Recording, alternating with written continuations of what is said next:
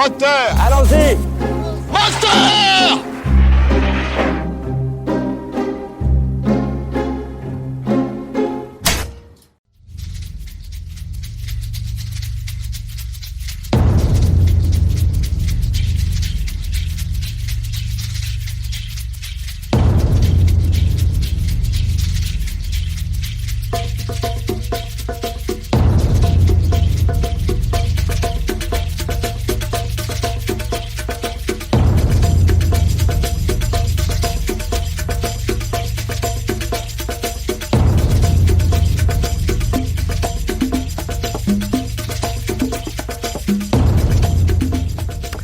Voilà une musique que, si vous l'avez entendue, vous ne pouvez pas l'avoir oubliée. C'était une musique dans un film iranien, un film de Rassoulov.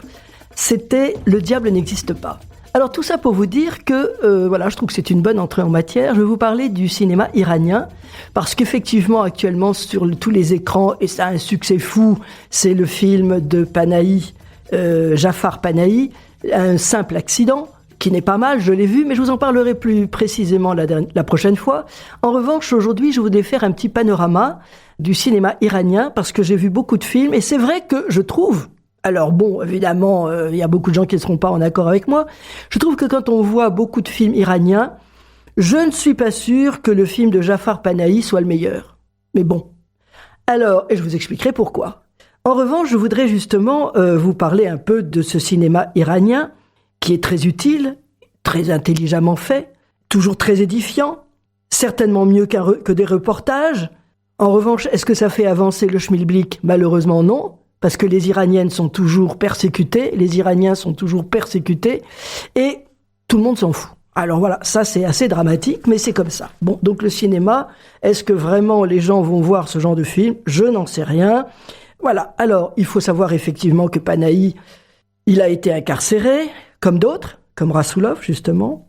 Il fait partie des gens qui défendent la cause des femmes, depuis même les années 2000, notamment ce cercle de femmes en 2000, et qui montrait, qui dénonçait l'oppression de ces femmes en Iran. C'était un tableau très sombre, très désespéré. C'était à la fois un film poétique et politique. Et lorsqu'on parle justement de cinéma poétique et politique, je pense qu'on pense au maître, un autre réalisateur iranien qui est décédé en 2016, parce que Panahi, justement, a été son assistant. Il s'agit donc de Abbas Kiarostami, qui, notamment, je pense au film Au travers des oliviers, un film de 1994. On y retrouve peut-être un peu, oui, c'est vrai, la même veine, avec notamment l'idée du voyage. Le voyage qui structure l'espace du film, et c'est vrai quasiment dans tous les films de Panahi. Dans le dernier film, on en reparlera la prochaine fois, nous avons aussi cette idée de voyage, sorte d'odyssée comme ça. En revanche, qui est utilisée quelquefois avec des arrêts brutals, notamment avec le dernier plan du film. Des cadrages toujours très serrés, notamment dans le film dont je vous parle, Aucun ours, de Jafar Panahi, auquel je pense. Le réalisateur tenait son propre rôle. Il devait fuir. Et voilà, donc je ne vais pas vous raconter le film, bien évidemment. Je crois quand même que c'est l'occasion aussi de parler de Kiarostami, parce que c'est là pour moi, ma part, que j'ai découvert le cinéma iranien. Et je trouve que c'est un cinéma singulier, qui est construit, à chaque fois il fait des films un peu construits comme des fables. Et c'est ce que font d'ailleurs, d'une façon générale, un peu tous les Iraniens. Sauf peut-être Rassoulov, qui est mon petit préféré. Mais je vous expliquerai pourquoi. Donc tous les films sont construits un peu comme des fables.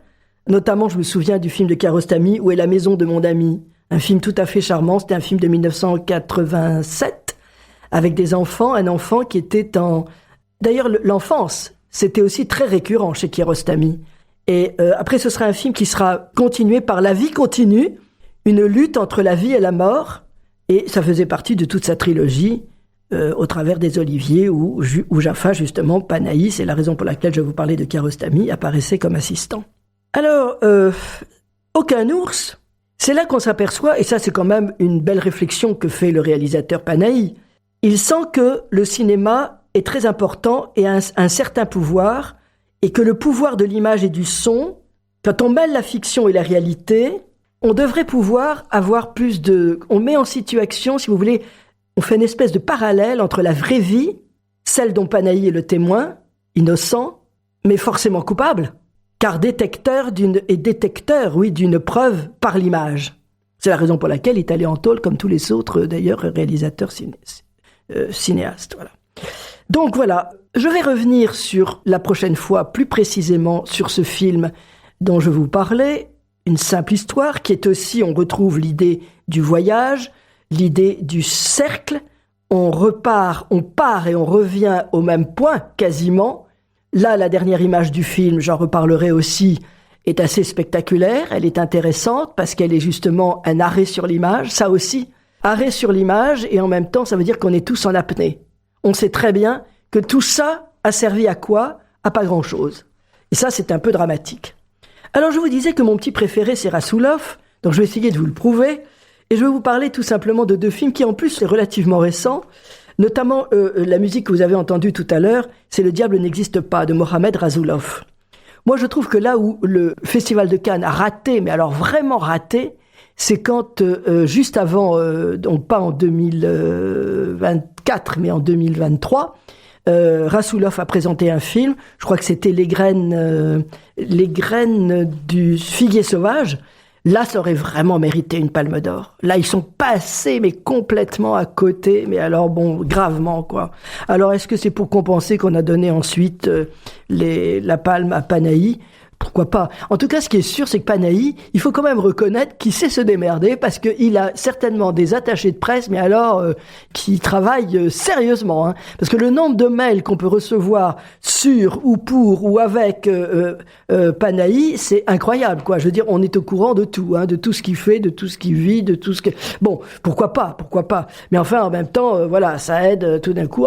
Panahi, on va forcément lui donner une Palme d'Or. Bon, bref, donc...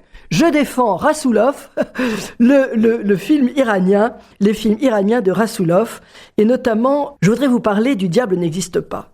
Parce que il est donc, je vous le disais, il est iranien comme Jafar Panahi, évidemment en difficulté dans son pays, puisqu'il est accusé de critiquer la République islamique d'Iran.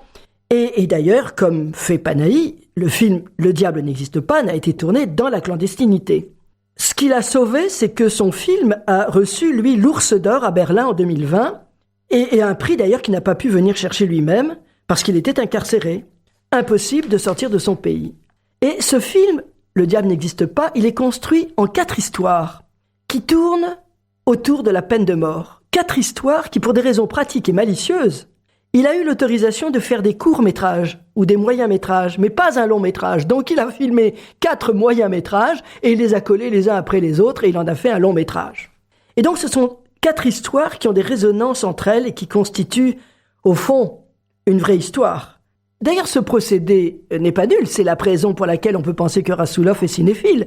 Parce que si vous connaissez un peu le cinéma, si vous regardez les films de Rossellini en 1947, Païsa, c'est un film qui est tourné comme ça, qui raconte 6 moments de la guerre qui sont situés dans les années 43-44. Ou même, si vous regardez le décalogue de Kieślowski, un film polonais, le numéro 5 d'ailleurs est une tueur à point. Donc voilà, on est aussi dans plusieurs petites histoires qui fabriquent finalement un long métrage. Et même, on peut aller même encore plus au-delà.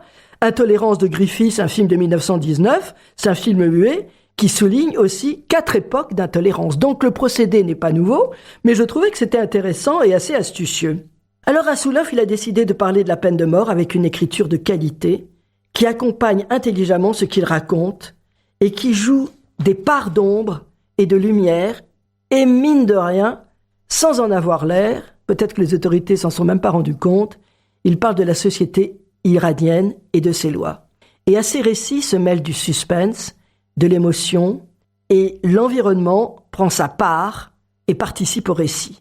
Vie, mort, fuite sont les motifs ou les mobiles des actions des protagonistes de ces 4 histoires, et on peut penser que la seconde histoire répond à la 4e, etc., etc.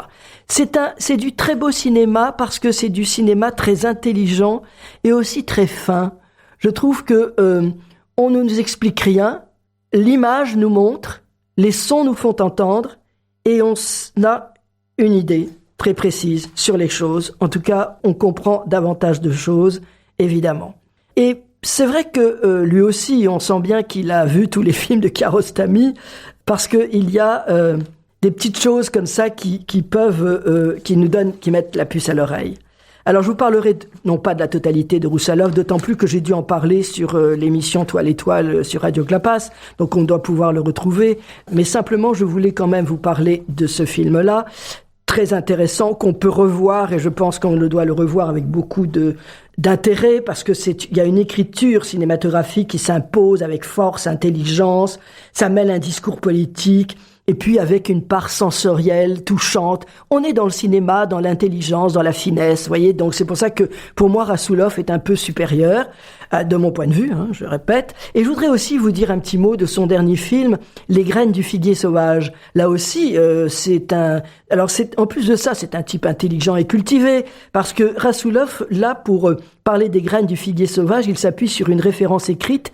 Le figuier, notamment, c'est un arbre qui... alors je ne sais plus très bien, je crois que les racines étranglent, c'est comme des parasites, mais qui étranglent l'arbre hôte pour se dresser librement. Donc ça, c'est intéressant parce que c'est toute une image et qui, vous voyez, sans le dire, mais en le disant vraiment, correspond à la politique iranienne vis-à-vis des Iraniens. Et on s'aperçoit que dans les graines du figuier sauvage, ce sont des jeunes filles qui vont se libérer et qui vont essayer de se libérer, de se dresser librement. Alors, donc, comme je vous l'avais compris, j'avais été assez enthousiasmé par Le diable n'existe pas, avec ces fameuses histoires qui sont tournées dans la clandestinité. Et là, je trouve que peut-être que Les graines du figuier sauvage s'est construit un peu de la même façon, mais voilà, peut-être que c'est peut-être un peu moins bon, mais enfin, c'est quand même excellent, quoi. Je veux dire, voilà. C'est quand même, ça vaut le détour. Toujours fait avec beaucoup de force. On y montre une société iranienne telle qu'elle est, c'est-à-dire, et en plus ce courage des femmes, quand on pense qu'en France, les féministes, on ne sait même pas ce que ça veut dire, s'intéressent même pas à ces Iraniennes qui sont tuées, violées, massacrées parce qu'elles ne veulent pas porter le voile. Et nous en France, si, porter le voile, c'est la liberté. Là, faudra m'expliquer parce que là, vous voyez, il y a des trucs qui m'échappent. Alors là, faut m'expliquer. Donc, je trouve que ce courage des femmes est extrêmement bien montré dans le film de Rassoulov. Elles sont courageuses, elles méritent le respect, voilà. Et c'est d'autant plus incroyable que il y a cette indifférence des Françaises soi-disant féministes, voilà. Se libérer du carcan masculin qui commence par l'obligation du voile et qui commence à s'imposer en France, évidemment, notamment, bref, je vais pas rentrer dans le détail parce que ça va un peu m'énerver, m'échauffer la bile, mais je trouve quand même que Rassoulov nous le dit, sans le dire, mais tout est dit, et c'est vraiment formidable. La première partie montre un père qui est soumis. Vous voyez, les hommes, oui, parce qu'il faut qu'ils rentrent du pognon, il faut qu'ils soient un peu dans l'air du temps, et en même temps, donc ce film de Rassoulov, Les graines du figuier sauvage, c'est un film qui est assez politique aussi, mais c'est une leçon de cinéma. Moi, c'est ce qui m'intéresse. Je veux dire, au-delà de ce qu'il raconte, j'aime, moi, l'écriture cinématographique. C'est ce qui me passionne, voilà. Et donc, le réalisateur va utiliser sa caméra avec intelligence et va nous montrer des images avec le brio qu'on avait déjà vu dans Le diable n'existe pas. Il y a du suspense, il y a la mort, la vie, la fuite, la poursuite, mais aussi des huis clos, des fenêtres fermées, tous les décors, des histoires qui dénoncent la dualité des personnages. Et le point du récit, c'est un revolver. Voilà, donc je peux pas... Mais vous voyez, c'est ce qui est intéressant dans ce genre de film, et dans les films de Rassoulov en particulier, c'est que véritablement, c'est la façon dont il raconte l'histoire qui raconte l'histoire. Ce sont les images et les sons qui racontent l'histoire. On ne le dira jamais assez, le cinéma, mince, c'est de l'art. Ce doit être des œuvres, ce doit être artistique. Et ça en dit peut-être beaucoup plus long sur le Préchi-Précha qu'on pourrait voir dans n'importe quel documentaire où on essaie de nous faire avaler la pilule et des choses dont on n'en a rien à foutre. Voilà, donc ça me dérange toujours un peu.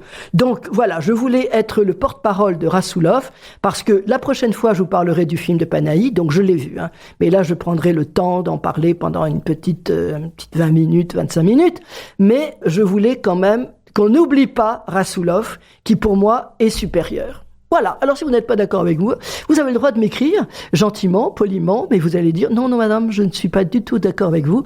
Mais donnez-moi des arguments. Dites-moi en quoi Panahi est supérieur à Rassoulov et je serai prête à vous croire. Enfin, ça, c'est pas sûr. Bon, bref, sur ces paroles musclées révolutionnaires, je vous abandonne et la prochaine fois, on se retrouve avec le cinéma iranien, avec Panahi, qu'il faut aller voir. Film qu'il faut aller voir, évidemment, parce qu'il est quand même très intéressant. Il nous dit long sur l'Iran. Encore un film qui nous parle de l'Iran. À bientôt.